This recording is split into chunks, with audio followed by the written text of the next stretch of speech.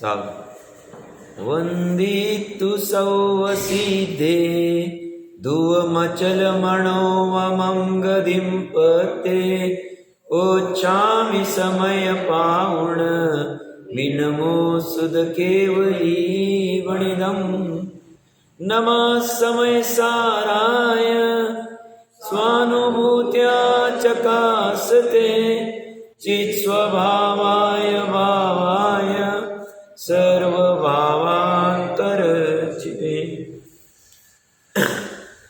समय सारजी ग्रंथाधिराज निर्जराधिकार 155वां कलश और 228वीं गाथा। 228वीं गाथा में जैसे आचार्य देव कह रहे निर्दोष परमात्मा, और 155वें कलश में अमृत चंद्र देव कह रहे हैं चैतन्य लोक। दोनों अलग अलग नहीं, दोनों एक ही। चैतन्य लोक ही निर्दोष परमात्मा है, निर्दोष परमात्मा ही चैतन्य लोक है, और दोनों शाश्वत, दोनों शाश्वत है, दोनों एक है, और दोनों सकल व्यक्त है, सदा व्यक्त है। चैतन्य लोक भी व्यक्त है और निर्दोष परमात्मा भी व्यक्त है। यह बात जुदी कि निर्दोष परमात्मा का ज्ञान चेतना में होता है, जानना चेतना में होता है, चेतना जाने। कोई जान नहीं पा रहा है निर्दोष परमात्मा को और चैतन्य लोक को, ये उसके ज्ञान की परिणति की भूल है, जिसे अज्ञान कहा जा रहा है वहीं पे। जैसे कोलंबस ने अमेरिका की खोज की, या वास्को द गामा ने भारत की खोज की 200, 250, 300, 400 वर्ष पहले, जो भी होगा इतिहास में देखना चाहिए। उसके पहले अमेरिका और भारत नहीं थे, ऐसी बात नहीं। उसके पहले भी अमेरिका था, भारत भी था। उन लोगों ने खोज नहीं की, यूरोप वाले ने। इसमें अमेरिका वाले की क्या गलती, इसमें भारत की क्या गलती? वो तो पहले से बना हुआ था अपने लिए, वो अपने परिपूर्ण था, अपना कार्य चल रहा था। ऐसे ही निर्दोष परमात्मा की खोज नहीं हो रही है, वो मिल नहीं रहा है, इसलिए है नहीं, ऐसा नहीं। चैतन्य लोग जानने में नहीं आ रहा है, शाश्वत वस्तु पकड़ में नहीं आ रही है। इसका अर्थ ऐसा थोड़ी कि वो शाश्वत वस्तु है ही नहीं, चैतन्य लोक है ही नहीं, या निर्दोष परमात्मा है ही नहीं। ये है बद्दा छे, बस देखने भर की बात, जानने भर की बात है। और कितना समय लगेगा उसके लिए, ज्ञानी कह रहे अंतर्मुहूर्त काफी। क्यों? वो राजा जो मुनिराज बन बैठे, तपस्या के पारने के लिए, आहार के लिए निकले, और किसी के शब्दों से सुन लिया कि इनके लड़के के हाल चल रहे, मंत्री परेशान कर रहे। क्यों? मुनि बनने के पहले अपने छोटे से पुत्र को राजा बना दिया था, मंत्रियों को कहा इसको संभालना, यही राजा है। अब वो उससे परेशान कर रहे, यहां ये आहार छोड़ के वापस आ गए। नाम मैं भूल रहा हूं, हाँ जो भी है, तो वहां पे आके आर्त ध्यान कर रहे। सातवीं नरक का बंद करने जा रहे, सातवीं लोक का, सातवीं पृथ्वी का, और बस अंतर्मुहूर्त में पलटी लगाई। अभी बंद नहीं हुआ है, परिणाम इतने खराब होने लग गए थे, बट आयु बंद के लिए जो बीच वाले पर्टिकुलर परिणाम चाहिए वो हुए नहीं। और पुरुषार्थ निमित्त रूप में श्रेणी किया, जो भी आए होंगे कहने को, भाई साहब कर क्या रहे, तुम्हारा लोक कौन सा और तुम कौन से लोक को जाने की तैयारी कर रहे हो। तुम्हारा लोक है चैतन्य लोक, तुम्हारा परमात्मा है निर्दोष, और तुम दोष खड़ा करके तुम इस सातवें लोक के लिए क्यों जा रहे हो? जैसे परिणामों ने पलट फेर किया, कौन पुत्र किसका पुत्र, जैसी परिणति पलटी, केवल ज्ञान करके बाहर। अगर नहीं था तो मिला कैसे?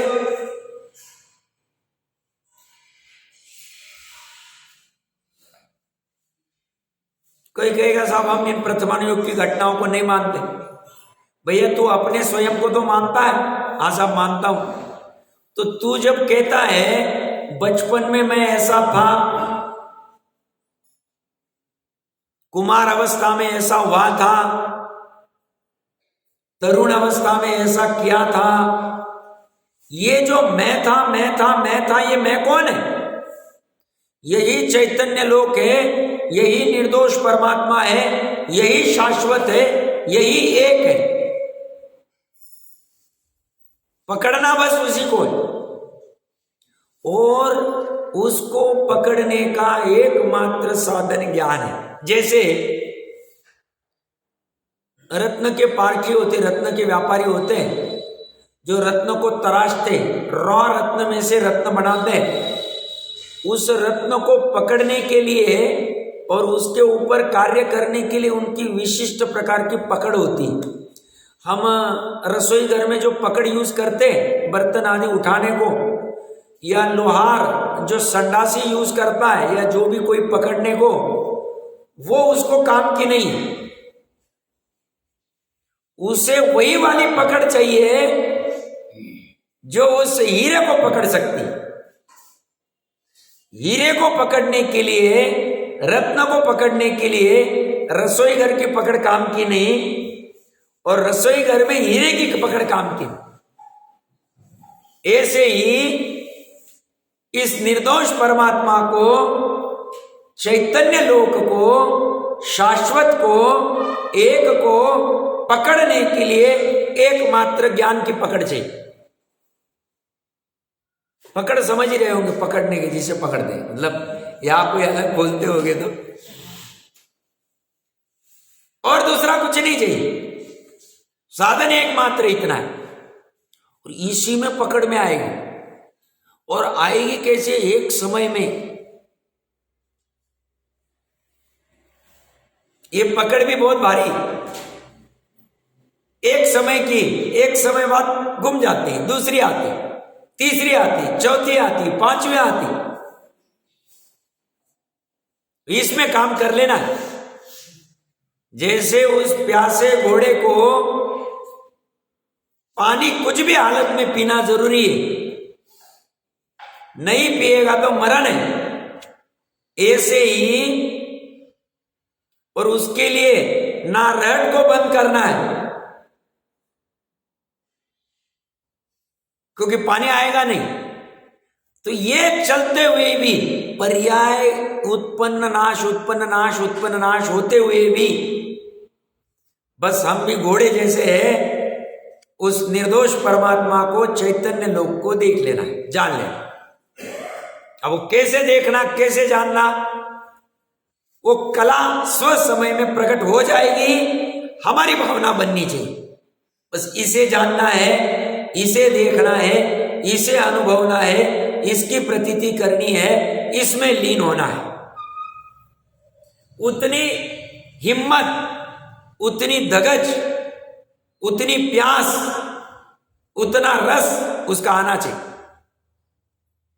वो आएगा तो हो जाएगा। और ऊपरी ऊपरी आए, बोलने मात्र का आए, यहां सुना यहां छोड़ दिया, बोलने में इतनी महिमा गा रहे, ऐसा लग रहा है कभी केवल ज्ञान हो जाएगा, और इमीडिएटली 2 मिनट बाद अरे क्या कर रहा है भाई साहब, अभी तो आप ऐसा बोल रहे। अरे वो बोलने मात्र का है, तो कभी नहीं हो, क्योंकि यहां परिवर्तन की जरूरत है। किसके? पर्याय के परिवर्तन की। पर्याय में क्या परिवर्तन, पर्याय का स्वाभाविक परिवर्तन वाला है, बट सही दिशा में उसका वर्तन होना चारों तरफ से, परि मतलब चारों तरफ से, वर्तन मतलब रमणा, परिणमन होना। कल जैसे कहा था, वो बस स्विच गलत जगह लगा हुआ है, वहां से निकालना और सही जगह लगाना। सही जगह एक ही, सही जगह में अनेकता नहीं। और कोई अगर समझे कि साहब स्विच बदलने को बोला है तो यहां से निकाल के वहां लगाए, वहां से निकाल के वहां लगाए, क्योंकि सब पर है, स्व एक है। तुम बच्चे पे से निकाल के धन में लगाओगे, धन से निकाल के घर में लगाओगे, घर से निकाल के मित्र में लगाओगे, बदलते रहोगे, बदल के कोई फायदा नहीं। एक स्थायी जगह पे ढूंढना पड़ेगा। स्थायी वस्तु की खोज करनी जैन धर्म है। स्थायी वस्तु की खोज करनी, खोज करके उसकी प्रतीति करनी, प्रतीति करके उसमें लीन होना। खोज करनी मतलब ज्ञान, प्रतीति होगी तो ज्ञान भी हो जाएगा और उसमें लीन होना, सब साथ में। इतना मात्र धर्म, सरल धर्म, ज्यादा कॉम्प्लिकेटेड नहीं। बाकी में बहुत कॉम्प्लिकेशन है, याद भी रहता नहीं। स्वामी क्या क्या शब्द लिखे और उसके भाव ही नहीं समझ में आ रहे। बोलते भाव कुछ नहीं, बस ये तीनों को लेके जाना। अच्छी चर्चा चल रही है। निर्दोष परमात्मा, चैतन्य लोक, शाश्वत, एक और सकल व्यक्त, व्यक्त पड़ा हुआ है। और अंतिम लाइन हमने पढ़ी थी 438 नंबर पेज के ऊपर, श्लोकार्थ की, महत्वपूर्ण है। वह तो मतलब ज्ञानी, ज्ञानी मतलब जो ज्ञान रूप परिणमित हो रहा है। परिणमित हो रहा है मतलब ज्ञान में, सम्यक ज्ञान की ऐसी परिणति हो रही, ज्ञान में ऐसा अनुभव में आ रहा है,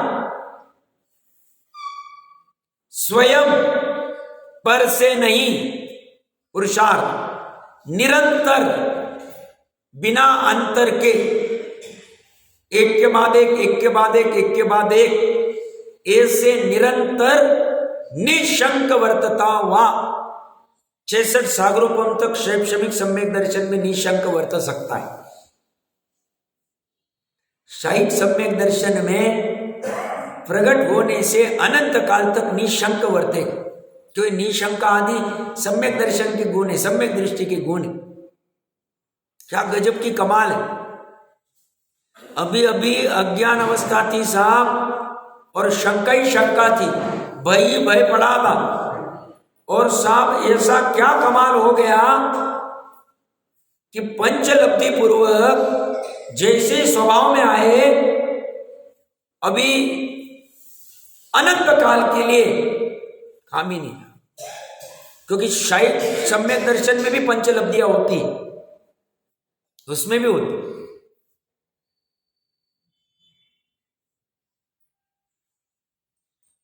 पंच मतलब वो मेन तो करण लब्धि होगी उसमें, बाकी के चार तो हुई सम्यक दृष्टि। अनंत काल के लिए शंका नहीं होगी, कंफ्यूजन नहीं, कोई भय नहीं, कोई चिंता का विषय नहीं। ऐसा वर्तता हुआ सहज ज्ञान का, वो रसास्वादन अनुभव किसका करता है? सहज ज्ञान। सहज ज्ञान की महिमा ही नहीं है, सहज में प्रकट हो रहा है। सहज में ज्ञान में कभी कौन झलक रहा है, कभी कौन झलक रहा है, झलकने दो। उस समय के मति ज्ञान की ऐसी योग्यता, हमें क्यों नहीं, ये नहीं झलकना चाहिए, ये झलकना चाहिए, ये नहीं होना चाहिए, वो होना चाहिए। जो हो रहा है उसके तमाशगीर होते आना चाहिए।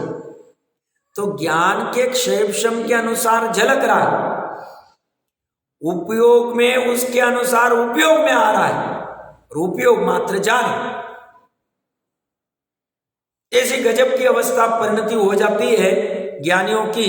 तो ऐसा निशंक वर्तता हुआ सहज ज्ञान का, अपने ज्ञान स्वभाव का मात्र जानने का सदा अनुभव करता है। निरंतर भी करता है, सदा भी करता है। यही अनुभूति करने, ये अनुभव करने योग्य। और इस अनुभव के सामने 5 इंद्रिय के विषय के अनुभव सब फीके। हमें जो लोक व्यवहार में दुनिया में 5 इंद्रिय के विषयों की महिमा गाने वाले महानुभाव मिलते, हमें भी लगता है कि सही में इतना मजा होगा। साहब मैं यहाँ जाके आया, वहाँ जाके आया, ये खा के देखो आप, ये पहन के देखो, ये ओढ़ के देखो, ये घूम के देखो, वहाँ जाओगे तो ये राइड में बैठ के देखो, ऐसा मजा आता है साहब, ऐसा लगता है 7वें आसमान के ऊपर चले गए। उसे बोलते वो राइड से जब नीचे उतरता है तो कौन से आसमान में आता है तू, वो कितने काल तक का सुख है, उसे पूछेंगे अनु। तो ये सब अनुभव बाहर में ऐसा दिखता है, उसे इस लोक का ज्ञान नहीं। और हम भी इस लोक का ज्ञान न करें और उनके चक्कर में आ जावे तो हमें भी वही धारा लगती है और हमें भी वही उड़ान लगता है। बट जैसे हमारी परिणति अच्छी होनी है, पुरुषार्थ अच्छी होना है, और हम वहां से टूटते और सही जगह जुड़ते, हमारा भी काम चालू हो जाए। उसमें सांस लगेगा, उसमें पुरुषार्थ लगेगा, उसमें फिर वो क्षणिक वाले को थोड़ा सा क्षणिक का मोह तोड़ना पड़ेगा, समझ पूर्वक। शुरू शुरू में अनादि के संस्कार रहते, परेशानी बहुत होती, कैसे छोड़ देवे। ये तो सब सामने से आ रहे भोगने के लिए, ये तो सब हमारे भोगने के लिए वस्तु पड़ी। जितना आवश्यक है ज्ञानी में भोगता है, बट लीन नहीं होता है, उपादेय बुद्धि नहीं करता है, अपराध बुद्धि रखता है। और कब मैं इससे छूटूं और कब चैतन्य लोक के अंदर चला जाऊं, ये निरंतर भावना बनी। इस चैतन्य लोक की ऐसी कमाल है कि मुनिराज हर अंतर मुहूर्त में वहां चले जाते। श्रद्धा तो बनी रहती निरंतर, बट ज्ञान और चारित्र भी चला जाता है कि भाई मिलके आ जाते हैं। अंतर मुहूर्त से ज्यादा समय लग गया तो हमारे क्या हाल होंगे, गुणस्थान गिर जाएगा। रात्रि में अंतर मुहूर्त से ज्यादा सोते नहीं, सोए तो शुद्ध उपयोग होगा नहीं। कितनी सजगता है उनको, कितनी चिंता है इस चैतन्य लोक की। अज्ञानी को चिंता है धन आदि की, और ज्ञानी की चिंता है एक की। अज्ञानी को अनेकता की चिंता, ज्ञानी को एक की चिंता। वो चिंता भी प्रेशर वाली नहीं, उस वस्तु में ऐसी गजबता है कि इसलिए निरंतर वहां तरफ लगा। कब तक? 170 या 72वीं गाथा देखी थी, जब तक केवल ज्ञान नहीं प्रकट होता है तब तक। वो पहले समय में आ जाए फिर तो कोई चिंता ही नहीं, फिर तो परमात्मा बन गए पर्याय में। तब तक करना पड़े। इतना क्यों करे साहब? साहब ये अनुपम वाला सुख है, अगर चाहिए तो ले लो। वो कोई व्यापारी कहता है ना, अब एक बार माल यूज करके चाहिए तो ले लो, ये भाव में मिल रहा है, अब मिलेगा नहीं, नहीं करना है तो तुम्हारा देखो। इस सुख में ऐसा पड़ा हुआ, अनुभव में नहीं आ रहा है, बट आगम प्रमाण से हम ले सकते हैं कि ऐसा सुख रहता होगा और ग्रहण करने योग्य एक बार के लिए। फिर नहीं जमे तो छोड़ देना। एक बार यथार्थ में ग्रहण हो गया अंतर मुहूर्त के लिए, फिर नहीं जमे तो छोड़ देना। फिर भी वो अर्ध पुद्गल परावर्तन बाद अनंत काल के लिए मिल जाए, न चाहते हुए भी ऐसा होगा नहीं, वापस मिल जाए। तो ये सदा अनुभव में आता है। भावार्थ में बहुत सरल भाव है। इस भाव में जीवन पर्यंत अनुकूल सामग्री रहेगी या नहीं, ऐसी चिंता रहना, यह लोक का भय। सामान्य बाकी 3 गति का चर्चा नहीं करते, तिर्यंच देव और नारक का तो बात नहीं करते, उनको क्या चिंता होती उस लोक में रहते हुए, भोग भूमि की भी चिंता नहीं करते। वर्तमान में कर्म भूमि के हम जैसे जीव की चिंता कर, क्या चिंता रहती है?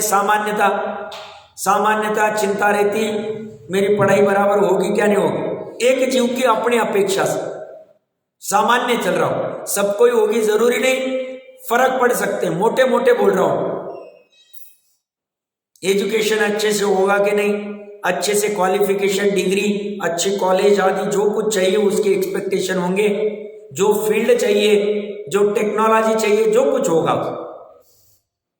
ये चिंता बनी रहती। वहां से जैसे ही वो कंप्लीट होता है इमीडिएट चिंता, अच्छा जॉब मिलेगा नहीं मिलेगा, अच्छा व्यापार चालू होगा नहीं होगा, व्यापार करना है तो अच्छी जगह मिलेगी नहीं मिलेगी, खुद की रहेगी भाड़े से लेनी पड़ेगी। थोड़ा बहुत वो करता है नहीं, घर का घर बन जाएगा, घर का घर रहेगा तो अच्छी लड़की भी मिल जाएगी, अच्छी लड़की मिली, अगला जनरेशन अच्छा आएगा कि नहीं आएगा। आजकल तो बर्थ होती है, बहुत सारी बीमारियां आदि सब विकल्प आने लग गए, तो सब अच्छा होना चाहिए, चिंता पड़ी रहती, अच्छा बच्चा आ गया, अच्छा है, सब कुछ नहीं, नॉर्मल डिलीवरी हो गई, सब अच्छे से सब प्रॉपर हो गई। अब उसका टेंशन, उसको स्कूल का एडमिशन बराबर मिलेगा क्या, उसकी आगे की पढ़ाई बराबर होगी क्या, धन ज्यादा आएगा क्या, इन्वेस्टमेंट अच्छी होगी क्या, 5 इंद्रिय के विषय मिलेगी कि घर में सुविधाएं बराबर रहेगी क्या। नॉर्मल सभी के पास में इतना होता है, सामान्यता ऊंचे लोगों के पास, हमारे पास भी ये सब है या नहीं है, सोफा बराबर है क्या, कहीं अंदर तो नहीं दह रहा है तो बदल लो भैया, डिजाइन, क्वालिटी, कलर सब बराबर मैच हो रहा है, अनेक प्रकार की चिंताएं पड़ी। ये लोग संदर्भ, ये चिंता है, क्यों, ये स्वभाव नहीं है, त्रिकाली स्वभाव चिंता करने का ही नहीं, क्योंकि 16-18 प्रकार के दोषों में से एक है चिंता नाम का दोष, जो हमने विस्तार से देखा। तो निर्दोष परमात्मा को तो ये चिंता है ही नहीं, है चिंता पर्याय में,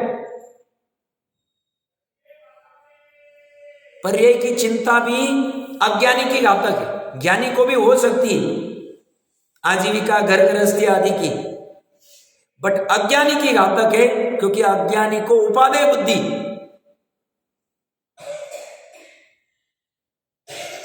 उपादेय बुद्धि क्यों है, उसको उसकी नश्वरता, उसका स्वरूप ही समझ में नहीं आ रहा, उससे अपने कर्म आश्रय हो रहे समझ में नहीं आ रहा। सब पूरी दुनिया करती है, तू द्रव्य कर्म, भाव कर्म, नौ कर्म को समझना, और तू तर्क युक्ति अनुमान तो लगा कि उस चिंता करने से तू निर्विकल्प रहता है कि विकल्प युक्त रहता है, आकुलता युक्त रहता है कि अनाकुल रहता है, तेरा लक्ष्य स्व तरफ रहता है कि पर तरफ रहता है, पर के घर ताकना अच्छा है कि स्व का घर ताकना अच्छा है। पर का घर ताकना अच्छा था तो तीर्थंकर आदि क्यों अपने स्वभाव के लिए चले गए, सब छोड़ छाड़ के, पर्याय जैसे पर तरफ जाती, भले ही शुभ रूप जाओ अशुभ रूप जाओ, पर का घर ताक रही, शुभ वाली भी, तभी उसको चांडालनी का पुत्र कहा है, पुण्य को भी भूमिका अनुसार होंगे, अभी छोड़ने की जल्दबाजी नहीं, श्रद्धा में क्या रखना है, ये चर्चा चल रही।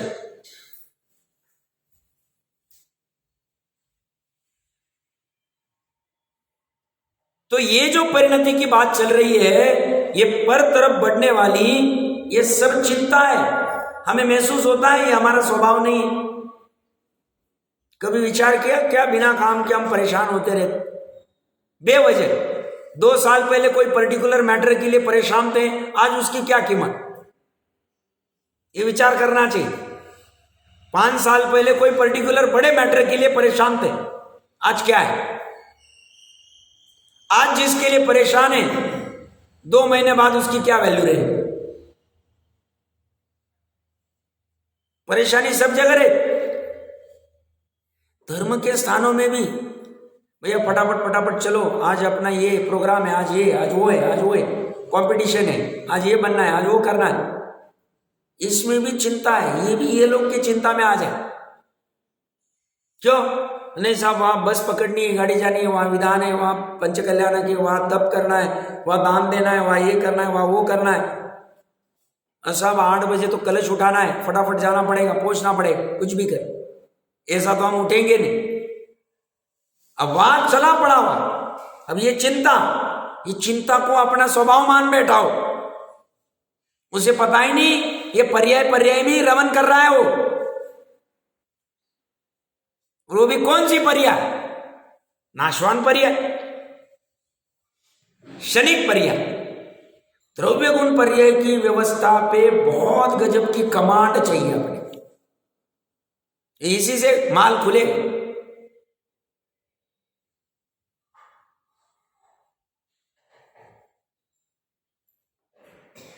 स्वभाव न रहते हुए स्वभाव मानता है। इसलिए जिसने जीव को नहीं जाना अजीव को नहीं जानता है, अच्छे से नहीं जानता। क्यों? उसने अजीव, ये मेरा अजीव मतलब पर्याय भी आ गई उसमें। जीव में मात्र एक त्रिकाली, जीव में और किसी की हैसियत नहीं रहने की। ओनली ध्रुव रहेगा, ओनली शुद्ध रहेगा, ओनली निर्दोष रहेगा। हमारी पर्याय भी अजीव में चली जाए, पर लक्ष्य से जाती, विकारी, छोड़ो उसको। स्वभाव के लक्ष्य में आएगी तो उसको तो हम अपने में ले लेंगे। तो अपनी पर्याय जो हो रही है, जो नाशवान है, उसको परमानेंट मान रहा है, इसलिए उसने अजीव को भी ठीक से जाना नहीं। और जो अजीव को ठीक से नहीं जानता, सम्यक दृष्टि नहीं, 7 तत्वों को नहीं जानता, बहुत गंभीर है। गृहीत मिथ्या तो बहुत स्थूल है, अगृहीत मिथ्या तो बहुत अंदर वाला है, और उस पर मेहनत करनी पड़े। अब होता क्या है, हम परीक्षा के चक्कर में चालू पड़ जाते हैं। साहब ये परीक्षा देनी है, वो परीक्षा देनी है, ये पढ़ाई कर। अच्छी बात है बाप के काम करने से, बट कभी ना कभी ऐसा उठाव आना चाहिए कि अभी भाव को कब पकड़ेंगे। परीक्षा के चक्कर में हम रिक्शा में बैठे रह रहे, और वो जो 7 तत्व में जो भाव भरे हैं और उसमें अपनी ज्योति देखनी, वो कब देखे? वो देखना एक महत्वपूर्ण काम, और वो नहीं देखा, ये बहुत सैकड़ों भी काम कर लिए, कार्यकारी नहीं, यथायोग्य कार्यकारी नहीं। थोड़ा कड़क रहेगा तो वस्तु स्वरूप ऐसा कभी ना कभी सुनना पड़ेगा, कभी ना कभी निर्णय करना पड़ेगा, और कभी ना कभी फिर उसकी तरफ ढलना पड़ेगा, उस एक की तरफ। कभी ना कभी, वो कभी अभी भी हो सकता है, कल भी हो सकता है, 6 माह बाद भी हो सकता है, 6 वर्ष बाद, 6 भव बाद। अपने को डिसाइड करना है, डिसीजन अपनी। क्यों? उपादान से ही काम होता है। निमित्त तो बाहर में भाषा वर्गना सिर्फ छोड़ रहा है, निमित्त क्या कर रहा है? उसके भाषा वर्गना की, शब्द ब्रह्म की ऐसी योग्यता। क्या कह रहे?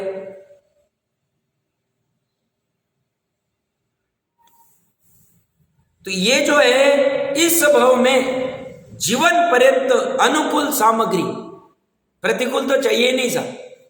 तो प्रतिकूल तो से तो हमें द्वेष, शत्रु आदि या असुहावने पवन ऋतु आदि जो है चाहिए ही नहीं। सुहावने पवन, सुहावने ऋतु, सुहावना क्लाइमेट, पानी आदि सबकी अनुकूलता बनी रहे। तो ये कह रहे हैं ऐसी चिंता रहना, ये लोग की चिंता। अब इसमें हम फायदा क्या कर सकते? जयचंद जी साहब से एक डायरी बनाओ, पुरुषार्थ चालू करो, और हमें ऐसी अनुकूल सामग्री की अंदर में किस किस की चाह पड़ी हुई है, कि जीवन पर्यंत बना रहे।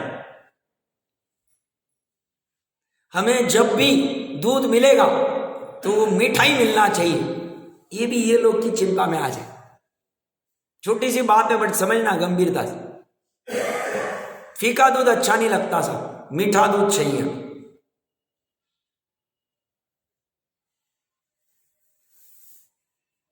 ऐसे कितने होंगे कल्पना नहीं कर सकते, बट तैयारी करना है, पुरुषार्थ करना है। बनाओ डायरी और मत दिखाओ किसी को, कोई बाधा नहीं, और लिखना चालू करो कि किस किस की हमें चिंता पड़ी, कौन कौन सी अनुकूलता हमें बनी रही।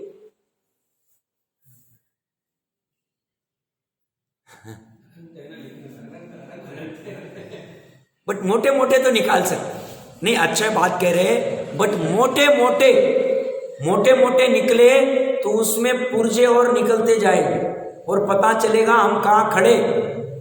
हमें पहले भ्रम क्या था, हमारा सब बराबर चल रहा है, बट जैसे ही खोलते पता चला रहे तो हम इतना पानी में पड़े। अभी भैंस इतना पानी में पड़ी हुई है, तो उसके लिए इसी से पता चलेगा। इसलिए इस धर्म के मार्ग में जल्दबाजी नहीं करनी चाहिए निर्णय। ये तो मैं अपने लिए भी रखता था, और अभी एक कोई व्यक्ति जुड़े हुए थे, वो बोलते हैं नीलेश भाई अब मर्सिडीज कोई देवे, कोई कुछ भी करे तो भी मेरे को कोई चिंता नहीं, मैं तो एकदम अपना मस्त। मैं तभी कुछ बोला नहीं। 2 महीने बाद, अरे नीलेश भाई छोटी सी चीज से भी अभी नहीं रहे तो परेशानी हो जाती है, वो नहीं रही तो कैसे अवेलेबल नहीं हो रही। मैं बोले इसलिए बहुत शांति का काम है, इसमें समझना है, गंभीरता है, इसको आराम से समझ के, क्योंकि जड़ मूल में अभिप्राय की वासना क्या करती है, नीचे से बहती रहती है, पता नहीं चलता। ऊपरी तो साहब छोड़ दिए, 2 जोड़ी कपड़े, ऊपर में क्या दिख रहा है, 2 जोड़ी कपड़े भाव, 2 बर्तन है उनके पास, भोजन में एक बार लेते हैं बस, जैसी रोटी सब्जी ले लेते हैं, बहुत शांत जीव है। बट अंदर में अगर कहीं अटकाव है और चैतन्य लोक नहीं देखा है, विकेट डाउन। और कल हमने चर्चा की, उससे विपरीत 6 खंड वाला है। इसलिए कुछ भी करके चैतन्य लोक देखना एक बार के लिए इतना महत्वपूर्ण है। एक बार अपना लोक, अपने को देख, उसमें दूसरा शॉर्टकट नहीं, क्योंकि चैतन्य लोक के अलावा लोग हम देख ही नहीं सकते, वो केवल ज्ञान होने के बाद दिखेगा। कितना भी देखा तो कुछ ना कुछ बच जाए, उससे अच्छा है चैतन्य लोक के अलावा वाला लोक क्या है, उसके मोटे मोटे लक्षण से उसको छाड़ दो। और चैतन्य लोक का लक्षण क्या है, क्योंकि लक्षण से लक्ष्य की प्राप्ति होती, वो लक्षण कहां पड़ा है, वह लक्षण उसमें दिख रहा है, निर्णय करो और वहां चले। शॉर्टकट तो यही है। तो ऐसी चिंता रहना, ये लोग का भय, वो लिख के डायरी में सिर्फ इतना फायदा नहीं, हमें पता चलेगा इतनी अनुकूलता, और फिर आगे जैसे जैसे स्टेप बढ़ेगी, इसमें से कितने आवश्यक है, कितनी अधीनता है, कितनी कषाय होती इन चक्कर में, इसको कैसे छूट सकते हैं, ये उपाय आएंगे। जैसे जैसे छूटता जाएगा विशुद्धि बढ़ती जाएगी। विशुद्धि क्या है, जीव की परिणति। जीव की परिणति आई कैसे, उसने जब कुछ पर वस्तु का त्याग किया, पर के प्रति का एकत्व का त्याग किया, अपनत्व का त्याग किया, कर्तृत्व का त्याग किया, हटता जाए। ऐसा कब तक चलना रहे, चलते रहो, कब तक, केवल ज्ञान नहीं।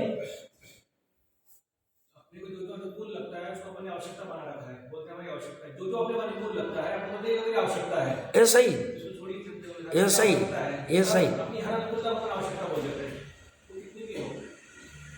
ऐसा ही है।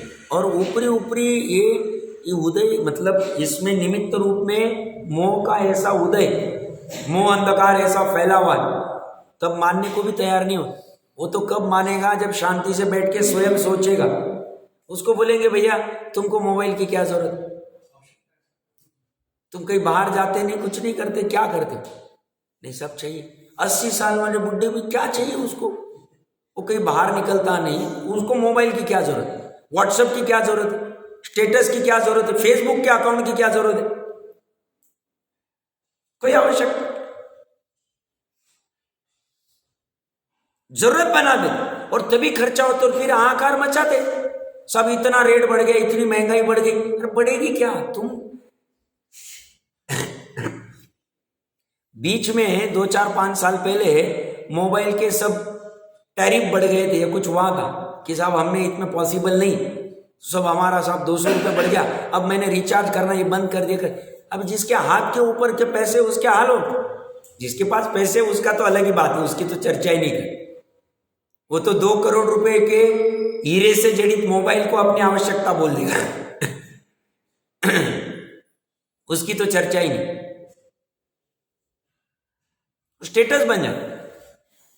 मैंने कभी कहा होगा, जहाँ पे कई एक जगह कभी कई संपर्क में थे, उनके पास मर्सिडीज थी 60-70-80 लाख की, जो भी कोई होगी, तो एक बार रिपेयर में गई तो 2-2.5-3 लाख रुपए खर्चा आ गया।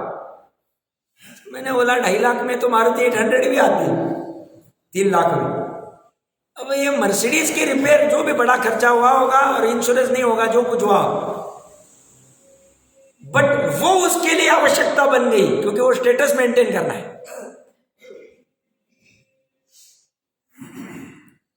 वहां फिर वो अपने अनुकूलता को, वो बोलेगा मारुति 800 में पानी हिलता है, यहां पानी नहीं हिलता है, इसके शॉक ऑब्जर अच्छे हैं। अब ये बच्चे चलने तो फिर इसमें टेक्नोलॉजी।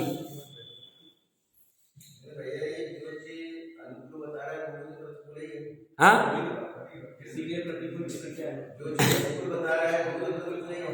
वो हाँ,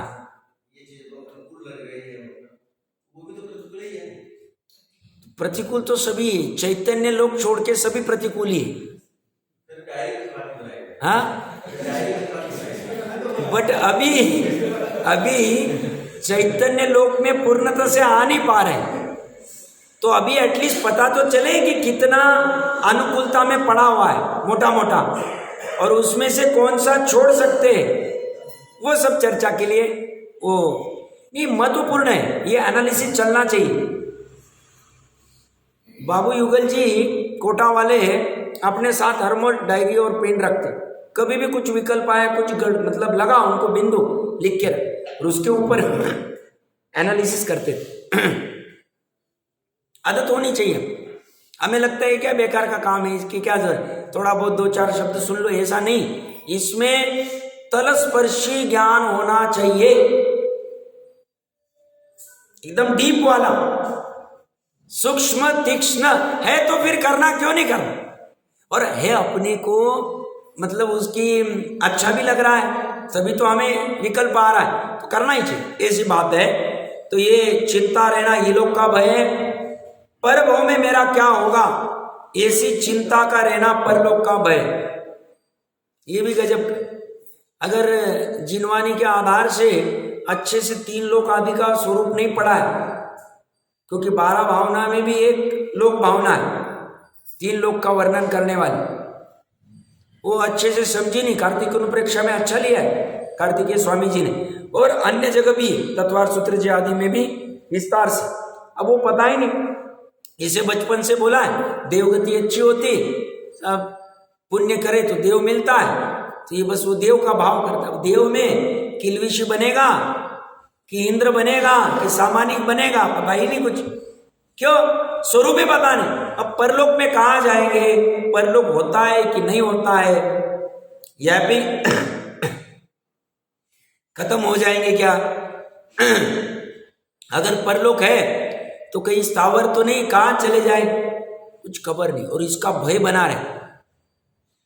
भले प्रकट में वो बोलता नहीं, क्योंकि बोलेगा तो उसकी हंसी उड़ाई जाएगी, अरे क्या तुझे इतना भी समझता नहीं, तो इसलिए वो शांति से अंदर के अंदर घुटता रहता है, चिंता करता रहता है, आर्त ध्यान करता रहता है, और यही परलोक का भय।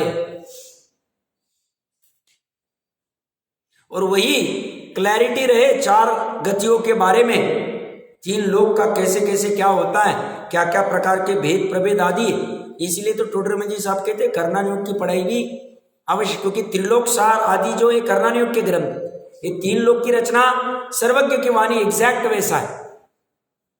तो इससे हमें वो पर्यायों से क्लैरिटी आती है, और क्लैरिटी आने के बाद फिर पता चलता है चारों गति के जीवों की ऐसी ऐसी हालत होती है, इसमें क्या मजा है। और ये पंचम गति सिद्ध गति इतनी गजब की है, तो फिर वो भावना सिद्ध गति की बहाना लगता है, फिर देव गति की छोड़ देता है, महाविदय की छोड़ देता है, फिर महाविदय जाओ नरक में जाओ कहीं भी जाओ क्या फर्क पड़ने हो, क्योंकि निर्दोष परमात्मा निर्दोष ही है। और जो पर्याय दोषवान है उसको निर्दोष करने के लिए इस निर्दोष परमात्मा के पास ही आना है। चैतन्य लोक कभी भी अलोक नहीं होगा, चैतन्य लोक ही बना रहेगा। ये पर्याय में जो ये लोग परलोक चल रहे, वह अगर वह छोड़ के इस चैतन्य लोक के पास आ जावे तो कभी भी प्रकट कर सकते, कभी भी सुख प्रकट कर सकते। तो फर्क नहीं पड़ता हमें कहां जाने वाले और क्या होने वाले, उसकी अभी चिंता नहीं रही। अभी चिंता एकमात्र केवल ज्ञान, मोक्ष रमणी को का पति होना, उसको रमण मतलब उसको माला पहनाना, इतना ही एक लक्ष्य में पड़ा रहे, और कोई लक्ष्य में होता नहीं। उस लक्ष्य से चलना चाहिए। ज्ञानी जानता है कि यह चैतन्य ही मेरा एक नित्य लोक है जो कि सदा काल प्रकट है।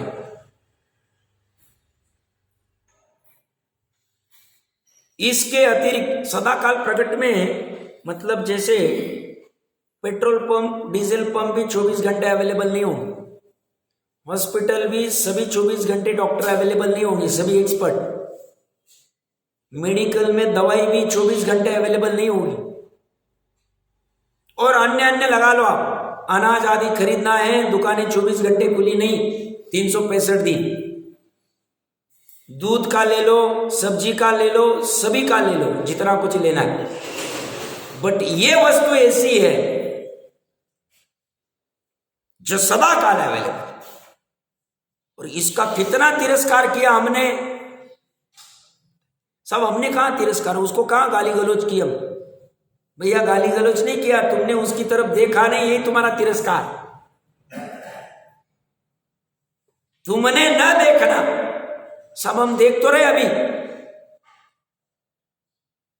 भली बात भी देखने की बात चली।